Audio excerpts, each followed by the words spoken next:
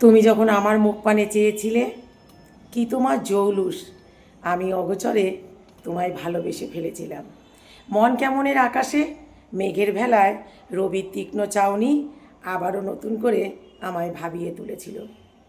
রাঙামাটিতে দাঁড়িয়ে অবলা রোদকে বলেছিলাম, আয় আমার সম্মুখ পানে, আদরে সোহাগে মাখিয়ে আমায় একটু আপন করে নে। তোমার বাসনার রঙিন চাওয়ায় মেঘেদের সরিয়ে এক চিলতে হাসিতে মুখ শুদ্ধি করতে চেয়েছিলাম। সবুজ গাছেদের শরীর আর তোমার মৃদু স্পর্শে শরীরের শিহরণ হারিয়ে ফেলেছিলাম। তোমার ছটায় চারিদিক ঝলমল করে উঠেছিল। গাছেদের ছায়ায় প্রাণের মন্দিরে বীজ পুঁতেছিলাম। একাকিত্বের বিদায় জানিয়ে মায়াজালে বন্দি হয়েছিলাম গাছেদের সাক্ষী রেখে। মনময়ূরী নীল দিগন্তে মেয়েদের সাথে হারিয়ে খেলা করছিল।